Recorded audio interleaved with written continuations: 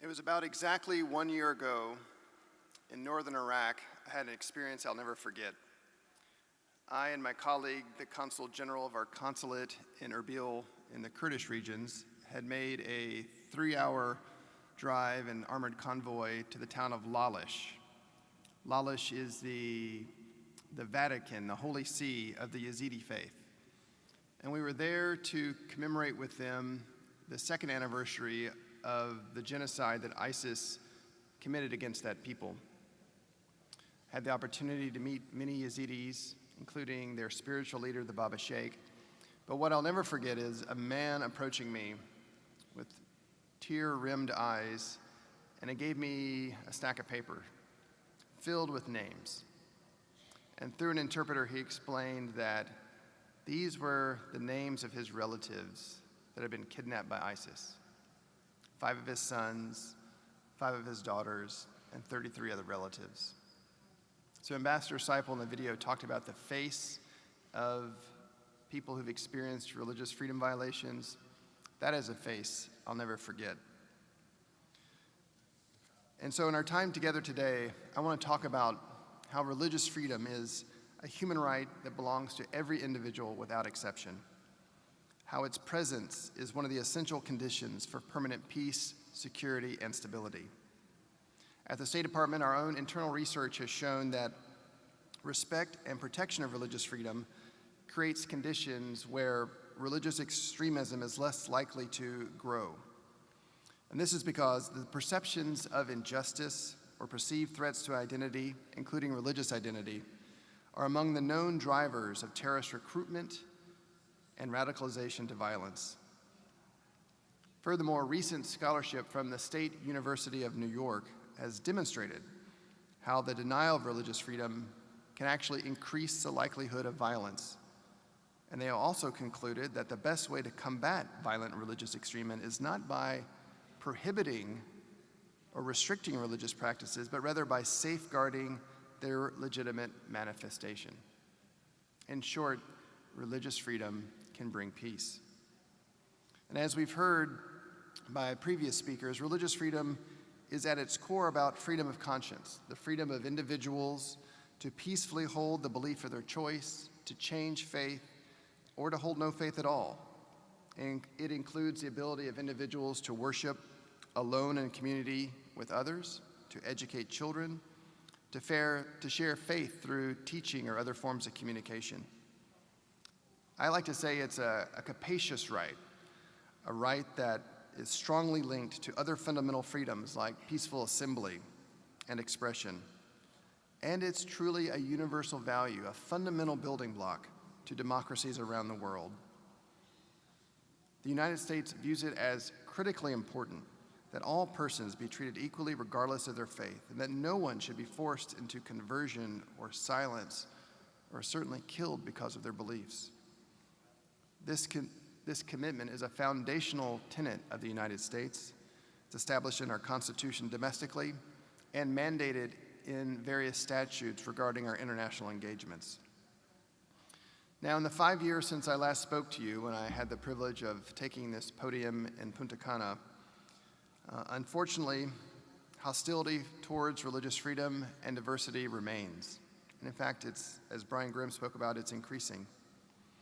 And as a practitioner in the field who has very much benefited from the work of Brian Grimm, David Little, Dr. Diop, and others, we break down repression into 2 types, governmental and repression by non-state actors. Regarding government repression, some areas of concern that we see from the State Department include the targeting of Christians and other religious minority groups, such as the jailing of pastors and the targeting of Baha'is in Iran, the persecution of members of minority groups for blasphemy in countries like Pakistan and Egypt, discriminatory actions against Ahmadi Muslims in Pakistan and Algeria, and just strict enforcement of limitations of religious freedom in Saudi Arabia. In Sudan, the government has arrested clergy and church members, denied permits for the construction of new churches, and also bulldozed some. And for more than 10 years, the Eritrean government has kept under house arrest the Eritrean Orthodox Patriarch. We've also seen in Central Asia, in countries like Uzbekistan, Turkmenistan, and Tajikistan, how they maintain incredibly tight controls on religious freedom. And I've actually met with impacted Adventist communities in those countries. But like I said earlier, it's not only governments who persecute.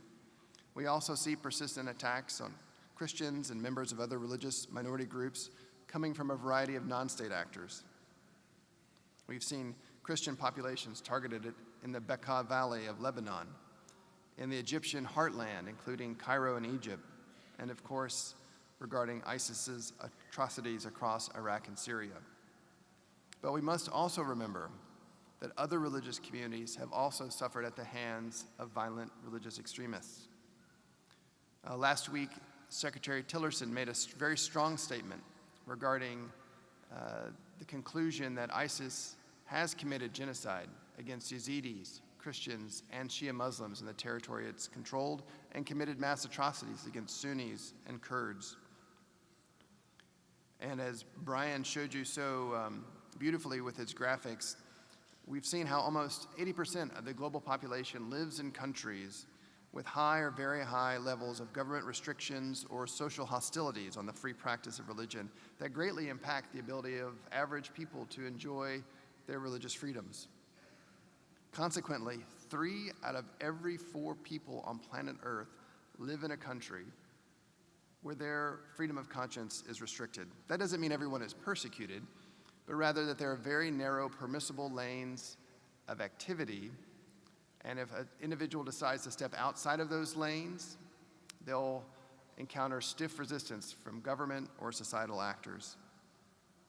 And then there's an interesting trend where we see governmental and societal repression coming together in many countries that I deal with, and that concerns atheists, people who have walked away from faith, and converts to new faiths, particularly Christianity. And in many country contexts, we see both government and society coming down on them very hard. So to protect religious diversity and pluralism, to see durable and lasting peace and coexistence, we must all work together to protect freedom of conscience, religion, or belief. The United States is fully committed. Vice President Pence has said that, quote, protecting and promoting religious freedom is a foreign policy priority of the Trump administration, which is fully committed in bringing relief and comfort to believers not only across the Middle East, but across the world.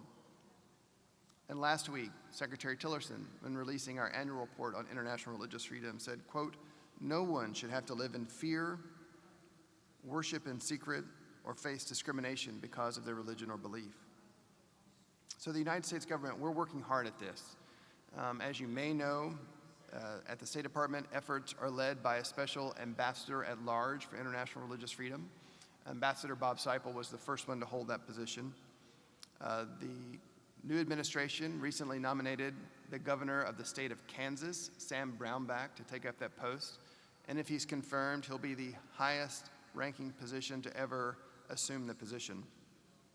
In addition, my position at the State Department, special envoy focusing on religious minorities, it was created at Congress's direction to help sharpen U.S. efforts to protect diversity and to ensure religious minorities can live in peace and security.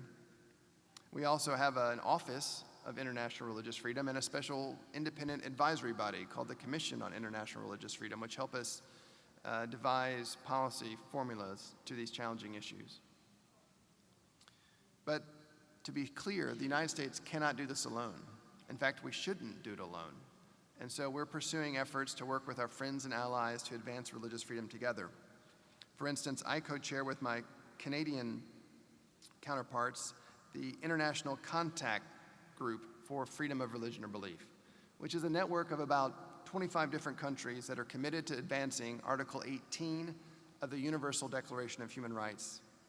Together, the Contact Group has spoken out about religious freedom violations in Pakistan, in Vietnam, in Turkmenistan, and recently several member states publicly called for Eritrea to unconditionally release the Eritrean Orthodox Patriarch.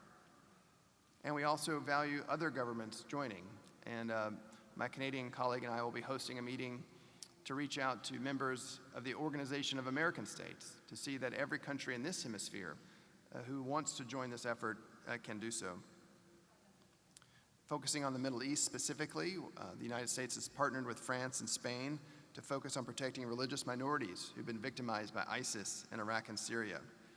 High-level conferences in Paris, in Washington, and Madrid have challenged governments and others to do more to aid religious and ethnic minority communities who've been threatened by ISIS now that ISIS's days are numbered. And I want to emphasize, too, that not all the news is bad. In my extensive travel since taking up this post almost 2 years ago, I've witnessed examples of increasing religious tolerance. I've seen this in the effort in Marrakesh, where Islamic scholars came together to advocate for equal citizenship for minority religious groups in Muslim-majority countries. I have seen this in Egypt, with Muslim and Christian clerics coming together to promote interfaith dialogue. I've seen this in Tunisia, with the remarkable display of government support for the annual pilgrimage to the Jerba Island Synagogue. And I've seen this in the Persian Gulf, such as with the United Arab Emirates and Oman, allowing for the construction of churches to host the large expatriate communities, as well as Hindu temples and Sikh gurdwaras. But governments can't do this alone. We need civil society and religious communities to join this effort as well. So the question before all of us today is, what more can we do as a community of values, a community that respects diversity of thought and belief, that truly believes religious freedom is the ultimate precondition for lasting peace, that pluralism, religious diversity, while challenging, is a strength, and it's not something to be feared or viewed as a sin. And to really answer the question, what can we do as a community of values to help that Yazidi man I met in northern Iraq last year, so that others will never have to experience the pain that he has experienced. So this is why I welcome the leadership of the International Religious Liberty Association, as well as a partnership with the Seventh-day Adventist Church on these issues. Your information, your ideas help make U.S. foreign policy smarter and more effective. So I want to thank you, and I look forward to continuing these conversations during the day. But we're all here because we have witnessed an alarming number of attacks on religious freedom and pluralism around the world, and we want to respond. We're here to reaffirm our commitment to protecting and promoting the universal right of freedom of religion or belief for all, regardless of the faith held or if no faith is held. And as many of you can probably personally testify, the stakes are dangerously high for religious communities around the globe. So many are suffering: Christians, Jews, and Muslims, Baha'is and Yazidis, Hindus and Sikhs, converts and atheists, and countless others. Too many have fallen victim, and they need our help. Protecting this fundamental freedom in all its aspects is a core priority that reflects international standards and brings peace. So in conclusion, I want to end with a quote from Martin Luther King. Every February in the United States, we celebrate the birthday of Dr. King, who was, as most of you probably know, he was a Christian pastor from the American South who led a historic movement for racial equality in our own country. And I have to say, I think if he were alive today, he might be here with us. One of his most powerful quotes comes from the open letter he wrote in April 1963 from a jail in Birmingham, Alabama. Commenting on the interrelatedness of all communities, he states, quote, "Injustice anywhere is a threat to justice everywhere. We are caught in an inescapable network of mutuality, tied in a single garment of destiny. What affects one directly affects all indirectly," end quote. Written more than 50 years ago, Dr. King's words are prescient as our world is growing smaller and people and faiths are intermixing as never before. We are truly part of an inescapable network of mutuality. So with the challenges before us, let's redouble our efforts to assist people everywhere to ensure that they can peacefully live out their religious freedom, the freedom of conscience, the freedom of faith, without fear or harm of reprisal. Thank you very much.